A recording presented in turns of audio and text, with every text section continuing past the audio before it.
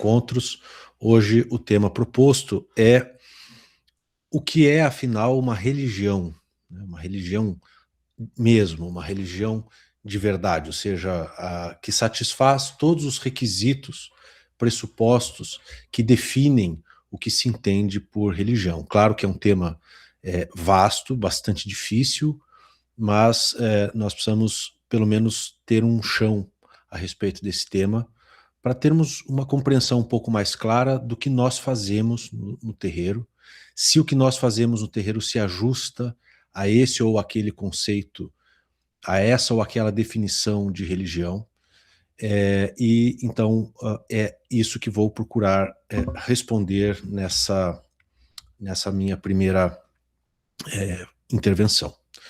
Bem, o tema do encontro é uma pergunta que pede uma resposta, e a resposta que essa pergunta pede é uma resposta do tipo definição.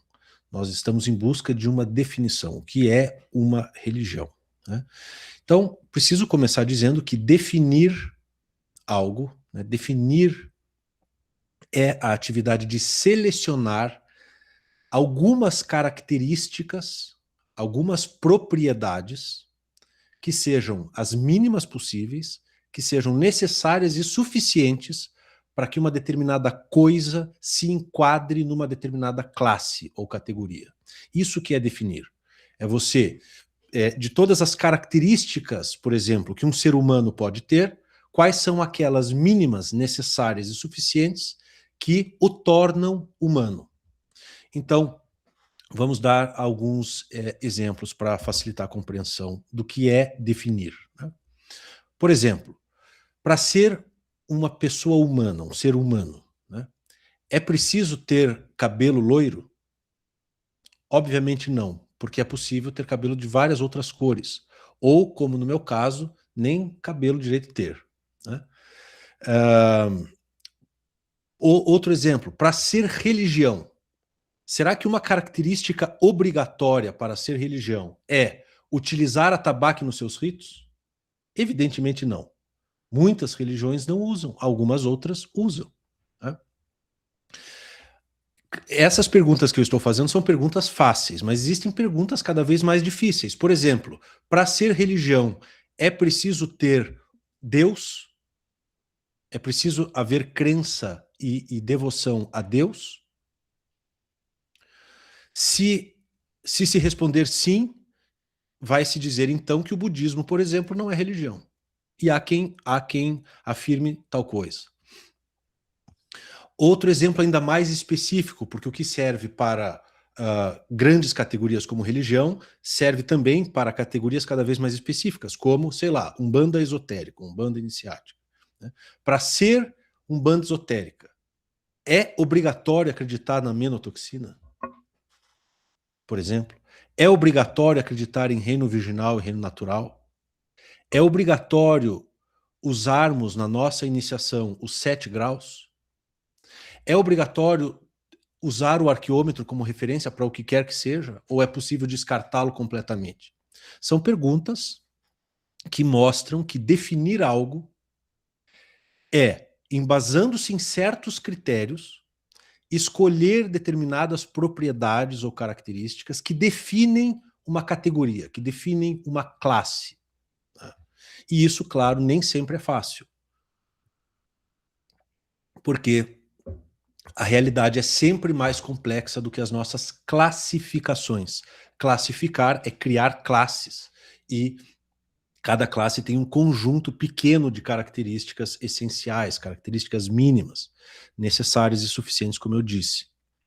Então, por exemplo, na biologia existiam, né, as categorias muito gerais de mamíferos, répteis, aves, por exemplo.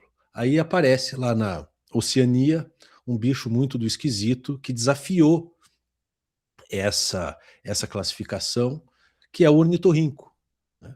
O ornitorrinco era uma pedra no sapato de uma classificação que pensava que todas essas classes estavam muito bem separadas entre si.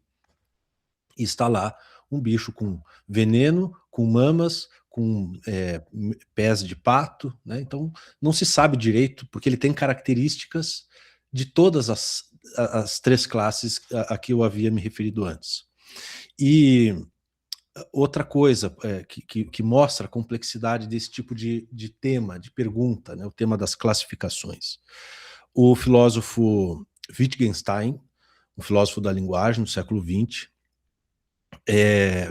fazia uma pergunta inquietante, né? Quantos cabelos uma pessoa tem que perder para se ajustar à categoria de careca?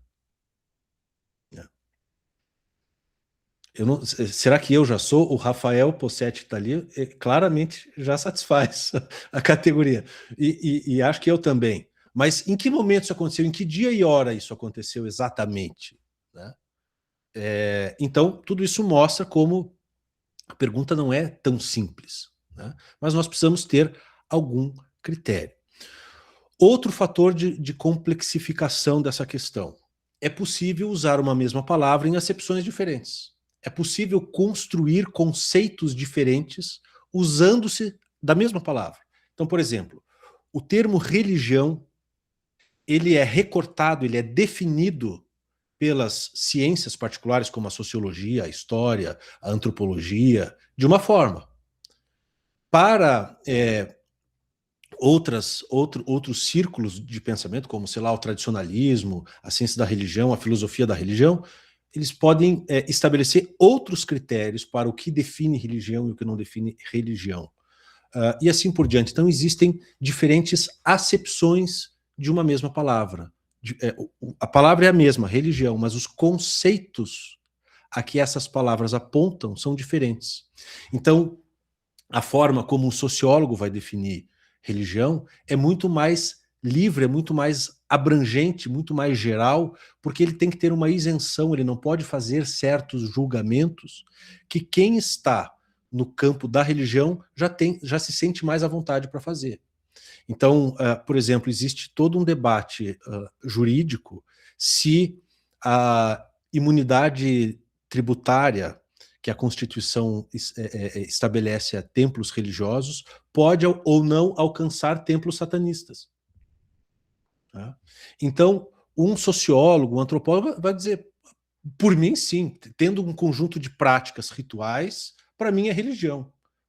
Agora, para muitos religiosos de várias tradições espirituais, isso seria, pelo menos, inquietante, pelo menos problemático. Então, isso já mostra que não existe um único conceito de religião, mas existem vários conceitos de religião.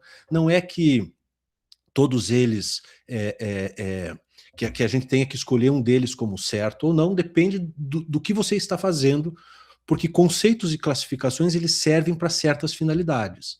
Então, o sociólogo, o antropólogo, o historiador, eles estão interessados em entender certas atividades humanas que se apresentam de uma determinada forma. Isso é tudo que eles querem. Agora, nós podemos ir em busca de um conceito de religião que seja espiritualmente qualificado, espiritualmente marcado. Então, se o sociólogo, o antropólogo podem dar de ombros e falar, não me interessa se essa religião vai ter condição de promover realização espiritual ou não, isso para mim não é um critério, para nós pode ser. Então não é que o critério que eu vou usar é melhor que o do sociólogo ou do antropólogo, é que ele vai servir para compreender atividades humanas segundo critérios diferentes e segundo finalidades diferentes. Ele está em busca de entender crenças e práticas de grupos humanos. Isso é tudo, esse é o recorte dele, é bastante abrangente. Agora, nós podemos ir atrás de um conceito de religião que nos diga o que precisa ser satisfeito para que uma determinada atividade humana, feita assim de crenças e práticas, além disso, promova realização espiritual. E nós já podemos discutir daqui a pouco o que é isso. Né? Então, eu não sei se vocês estão conseguindo entender bem o que eu estou dizendo, acho que estou sendo talvez um pouco técnico demais, mas eu só estou dizendo nesse segundo ponto que existem muitas formas diferentes de se conceituar religião, de usar a palavra religião, e não é em absoluto o propósito da aula fazer disputa do uso da palavra. Não é que o conceito que eu vou passar para vocês é o correto e os outros são incorretos. Não é esse o caso, essa é apenas a ressalva que eu gostaria de fazer. Bem, quando nós vamos definir alguma coisa, religião ou qualquer outra coisa, por exemplo, arte, filosofia, qualquer coisa, nós podemos exigir características demais, e isso nós já vamos ver, dando alguns exemplos, mostrar que isso não é conveniente, não é bom. Podemos exigir de menos, e isso também, para certos fins, não é conveniente, não é bom. E nós podemos exigir na medida justa, na medida adequada, que é tentar identificar, segundo o critério empregado, quais são as características necessárias e suficientes. Então, vamos dar alguns exemplos aqui. Por exemplo, se eu exigir para que algo seja religião, que a sua doutrina seja 100% verdadeira, seja a verdade absoluta, que todos os seus praticantes sejam homens e mulheres santos, iluminados, eu acho que não vai haver religião no mundo. Né? Quer dizer, eu acho não haverá, nem nada será religião, porque essa é uma exigência desproporcionalmente grande. Você está exigindo características demais para o conceito de religião. Né? Por exemplo, se você exigir de um pianista que para ele ser pianista, ele tem de ser absolutamente impecável, não haverá pianista, nem Martha Argerich, nem Kissing, nem Liszt, Rachmaninoff, nenhum deles terá sido pianista, porque todos eles cometeram falhas. Ou ainda, atividades científicas. A história da ciência é um belo exemplar do que estou querendo dizer. Na atividade científica, você costuma cogitar de hipóteses que expliquem certos fenômenos, e depois você submete essa hipótese a certos testes para ver se ela é falseada ou não. E se ela não for falseada, se ela for muito resistente, e quanto mais resistente ela for, mais ela será tida por uma hipótese verdadeira, uma teoria verdadeira. Né? Bom, às vezes acontece de uma hipótese ser considerada verdadeira por longo tempo, longuíssimo tempo, e apenas ao final de muito tempo faz-se um experimento que demonstra que aquela não era uma verdade, ou pelo menos não era uma verdade completa. Então quer dizer que todos esses séculos que passaram não houve ciência? Isso seria absurdo, seria exigir demais de que a atividade científica, toda ela, seja sempre escrupulosamente verdadeira. Não. A ciência convive com o erro desde que começou e conviverá para sempre. O que a define não é tanto acertar. O que a define é outra coisa. Nós podemos discutir isso em outros encontros. Então, eu estou dando exemplos de exigências demais. Então, nós não podemos exigir demais. Chegamos, então, a uma conclusão. Religiões não precisam ser perfeitas, nem na sua doutrina, nem na sua ética, nem nos seus ritos. Mas ela precisa satisfazer alguns critérios, sejam quais forem, a gente vai ter que discutir quais são eles. Né? Mas é possível também exigir de menos. Alguém poderia exigir de menos. Alguém poderia dizer, religião é tudo quanto se apresente como tal.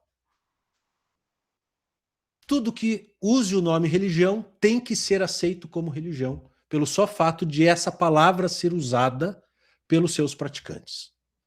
Essa é uma exigência boba, por quê? Porque é uma exigência tão fraca que exige apenas o uso de uma palavra.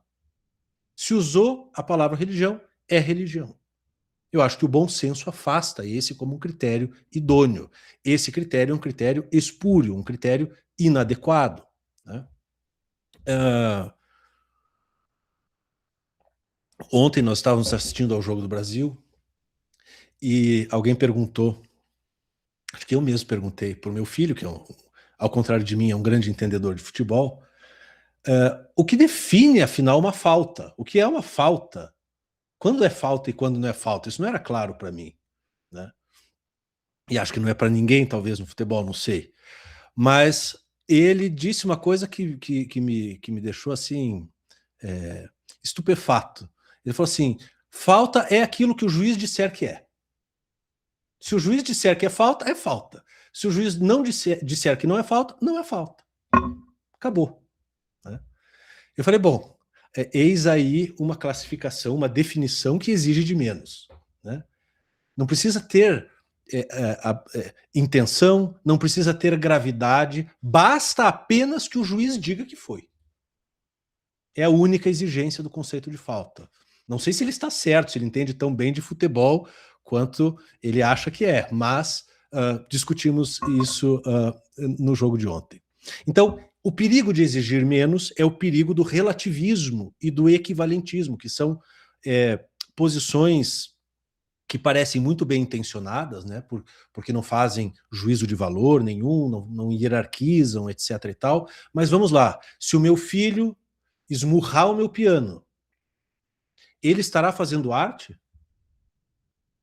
Eu estarei desrespeitando ele ou ofendendo ele ao dizer que o que ele está fazendo não é arte?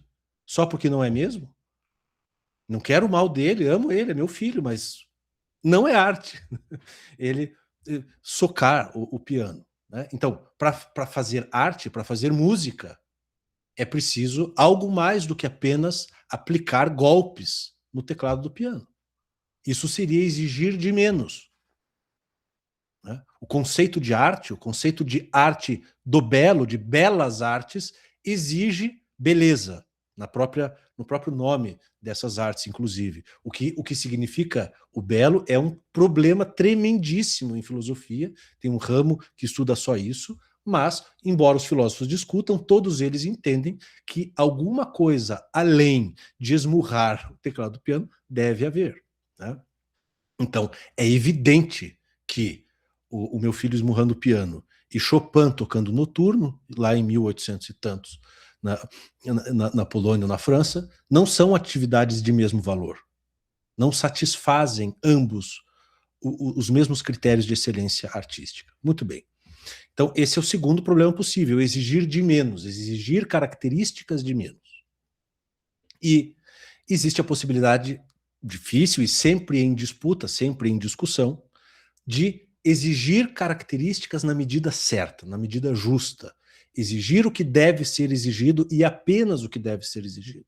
Apenas as características mínimas, essenciais, necessárias e suficientes àquela definição. Então, eu já vou dar o exemplo aqui no caso da religião do que eu acho.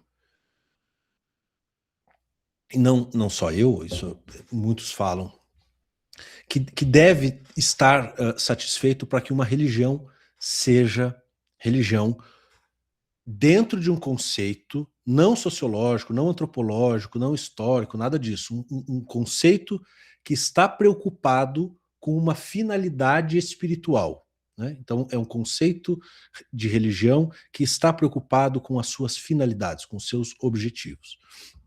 Então, para isso, eu penso que deve haver uma doutrina orientada à verdade, que busca a verdade, ou seja, que busca compreender corretamente a realidade. Tá? Uma ética orientada ao bem, ou seja, a promoção da felicidade e a evitação do sofrimento dos seres capazes de sofrimento e de felicidade. Né? Isso é a ética deve estar orientada a isso, nem sempre ela consegue isso perfeitamente, assim como a doutrina não consegue perfeitamente captar a realidade em sua inteireza, mas ambas, doutrina e ética, devem estar orientadas à verdade e ao bem. E uma terceira dimensão, os ritos, né, não só os ritos, mas todos os métodos, todas as atividades dessa comunidade devem estar orientados a alguma eficácia, alguma capacidade de realizar atos, gestos, símbolos que representem e que corporifiquem essa verdade e esse bem. Tá?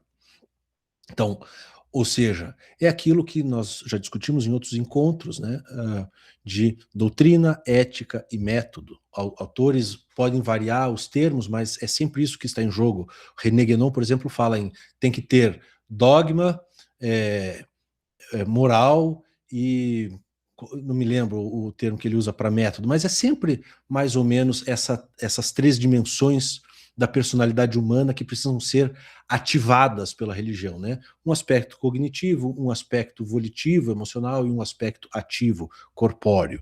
Né? Então, apenas rememorando, né? A doutrina não precisa ser 100% verdadeira, mas ela não pode ser desinteressada da verdade. A ética não precisa ser perfeita, né? Mas ela não pode se desinteressar pelo bem, né? Os ritos, eles não precisam funcionar sempre, mas eles não podem se desinteressar por sua eficácia. Eles não podem se contentar em ser meras crendices supersticiosas, por exemplo. Então, uma coisa é a gente não conseguir atingir certos objetivos. Outra coisa é a gente nem tentar, nem querer, nem fazer questão. Ou como dizem as crianças, eu nem queria mesmo, né?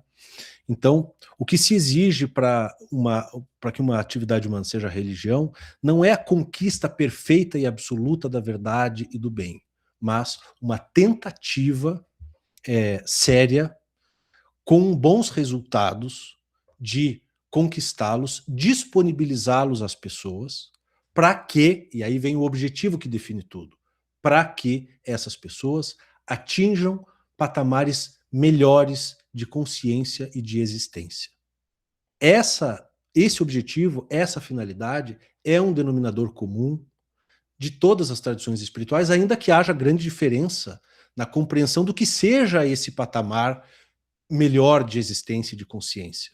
No cristianismo, por exemplo, essa finalidade é o paraíso, é a salvação da alma, né? Salvação do quê? Do inferno, da perdição, da danação eterna, né?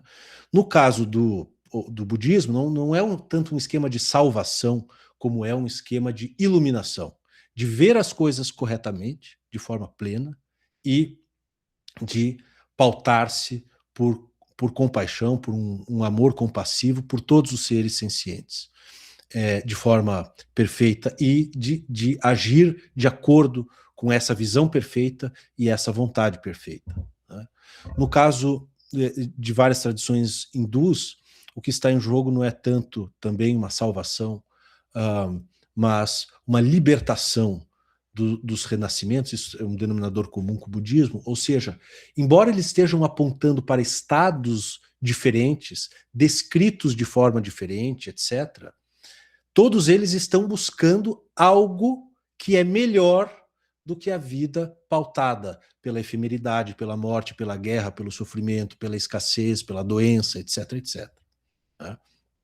Então, religiões devem buscar estados otimizados de existência e de autoconsciência espiritual, né? Cada uma vai fazer isso ao seu modo, segundo certas doutrinas que são díspares em diversos pontos, segundo éticas que enfatizam valores de formas diferentes, em graus diferentes, com ritos muito diferentes entre si, mas todas estão buscando melhorias no estado espiritual e existencial dos seres humanos, tá? Então, para sistematizar as exigências do conceito de religião que nós estamos construindo aqui, precisa ter uma doutrina. Em outros encontros eu posso esmiuçar cada um desses elementos. Por hoje eu vou apenas enunciá-los e dar uma breve descrição. Então, é preciso haver uma doutrina, né, que é um conjunto de crenças, de afirmações sobre a realidade, de símbolos, de mitos. Ou seja, não tem só o discurso racional teórico, mas também o discurso mitológico, simbólico, poético. Tudo isso misturado gera um corpo de doutrina que entrega aos praticantes daquela tradição uma forma de enxergar o mundo, de enxergar a vida, de enxergar a realidade, de enxergar a si mesmo, né? A doutrina está muito relacionada a isso, ao ver, a visão correta, a concepção correta da realidade. É o que ela deve buscar, né? O grande valor da doutrina é a sua verdade. Se ela falha, acontece, mas ela não deve renunciar a essa busca pela verdade, porque a busca pela verdade é o que a define, né? E é o que lhe dá valor. Toda tradição tem também uma ética, que é um conjunto de valores endossados por essa tradição como necessários para que o adepto, para que o praticante atinja patamares superiores de existência e de consciência.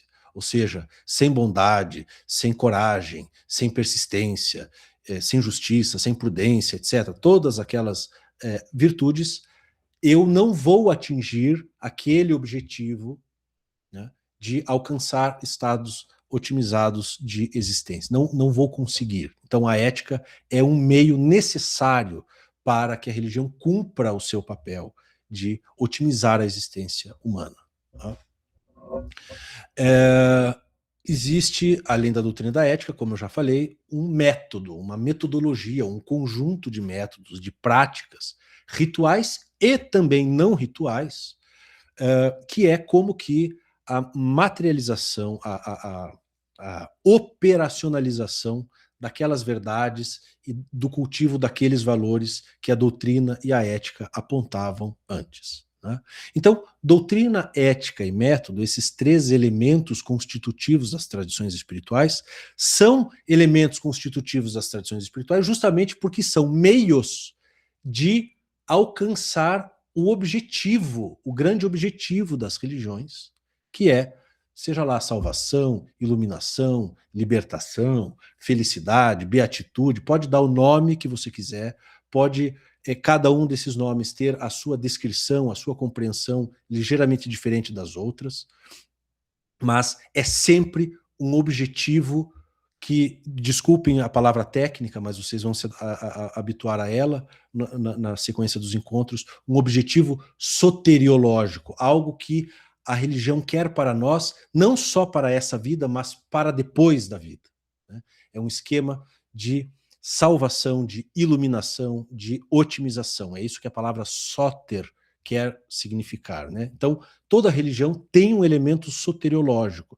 Ela quer nos tirar de um estado de privação, de medo, de sofrimento, de agonia, de pecado, seja lá os termos que você quiser colocar aqui, dentro dos quadros de referência que você quiser colocar aqui, mas é sempre um estado pior de existência e colocá-lo num estado melhor de existência, e não só melhor, mas definitivamente melhor. Né? Então, um paraíso eterno, uma iluminação definitiva. Né? Muitas religiões trabalham com isso. Então, um objetivo soteriológico. Né? E que convive com objetivos secundários. Então, manter uma boa vida, manter o equilíbrio das nossas energias, das nossas potências internas, aberturas de caminhos, tudo isso são objetivos secundários que servem de instrumento para aquele grande objetivo que é o que define aquela tradição. Então, na verdade, as exigências que estamos fazendo aqui são apenas essas: doutrina, ética, método e um objetivo soteriológico, um objetivo que garanta, ou que pelo menos viabilize a pessoa dos seus praticantes estados superiores de consciência e existência. Já estou encerrando a minha fala, me perdoem, eu sei que hoje a fala é um pouco mais teórica, mais técnica, mas agora na parte final nós vamos trabalhar com alguns exemplos para aplicar essas exigências que eu proponho para o que é religião, afinal de contas, e aplicar essas exigências à Umbanda e à forma como nós a praticamos, ou como se a pratica majoritariamente, vamos ver no que dá. Bom, vamos lá. Doutrina umbandista. Sobre o que versa a doutrina umbandista em geral? As aulas que se dão nos terreiros, os livros que se escrevem e se publicam, os cursos online. Sobre o que se está falando quando se está transmitindo conhecimento dentro do terreiro ou fora dele, mas a pretexto de doutrina umbandista? O que nós estamos discutindo? Quais são os temas que nós abordamos? Em geral, ou quase sempre, ou sempre, são fundamentos de prática de terreiro. Então é como que se acende uma vela, como que se faz uma macia, como que faz isso, como que faz aquilo. Tudo isso é importante, óbvio, para a prática. Pela minha entonação de voz, vocês podem estar achando que eu acho que isso não deveria ser ensinado. Não é verdade, eu acho que isso deve ser ensinado. Mas nós não discutimos assuntos que grandes tradições sempre discutiram. Eu não vejo discussões na Umbanda, nem nos livros de Umbanda, a não ser um ou outro. Esse foi um dos méritos, voltando aos nossos 2 últimos encontros, de autores situados no espectro ali da chamada Umbanda esotérica, que já buscaram trazer certos temas de metafísica, de cosmologia, de soteriologia, né? Qual é o sentido da existência? Então você vai ler os livros do Mata e Silva, qual é o arranjo soteriológico ali? É voltar para o reino virginal. Né? Essa é o grande desafio da vida, é o grande sentido, não só da vida, como de todas as vidas no reino natural. Né? Então, o que fica de fora quando a gente só se concentra em fundamentos de prática de terreiro? Né? Muita coisa importante fica de fora. Todo o campo da metafísica, da cosmologia, da soteriologia, da filosofia moral. Não vejo umbandistas discutindo, não vejo livros publicados falando sobre quais são as virtudes ou excelências morais que nós devemos cultivar, né? Porque nós estamos apenas relacionando orixás com plantas, com cores, com dias da semana, o tempo todo. Nós só estamos falando o tempo todo sobre magia e sobre mediunidade. Né? Esse é o único tema sobre o qual nós falamos. E como nós vimos, fica muita coisa de fora. Né? E por que a gente faz essa seleção? Porque a gente acha que a Umbanda é apenas práticas magísticas e mediúnicas e nada mais. Práticas magísticas e mediúnicas destinadas a aliviar um pouquinho os sofrimentos ordinários das pessoas. Essa é a nossa concepção da nossa prática. Né? Então, já que o nosso objetivo é só esse, então a gente não precisa se preocupar com coisas de ordem metafísica e assim por diante. Né? Então tem uma coerência interna. Mas será que a Umbanda só consegue ir até aí? Né? Isso do ponto de vista da doutrina. No campo da ética, de quais virtudes nós costumamos falar no terreiro? Né? E também nos livros e tudo mais. São aquelas virtudes necessárias para o convívio das pessoas numa comunidade de terreiro. Então, respeito à hierarquia, senso de responsabilidade, compromisso, honestidade e tal, tudo pensando na lógica, de novo, da prática de terreiro, da constituição de uma comunidade que tenha certas regras de funcionamento e que, uma vez atendidas, garantam um convívio minimamente salutar dentro daquela comunidade. Isso é fundamental, é imprescindível, de novo, isso deve existir sim, mas filosofia moral, ética, etc. e tal, contemplam virtudes que são muito superiores a essas pequenas exigências que se fazem, mais de caráter até social, né, de sociabilidade de terreiro. Além dessas, nós temos que cultivar outras virtudes sobre as quais nós estamos falando e escrevendo muito pouco. Né? Então, de novo, existe uma restrição do campo da ética à prática de terreiro. Né?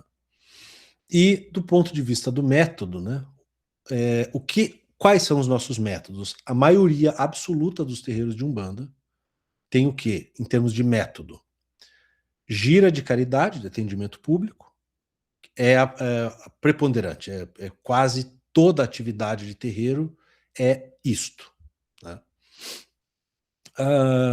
Algumas em menor escala, geralmente uma vez por mês, às vezes quinzenalmente, às vezes até menos, giras de desenvolvimento mediúnico, que acabam sendo muito parecidas com as giras públicas, com a diferença de não ter assistência.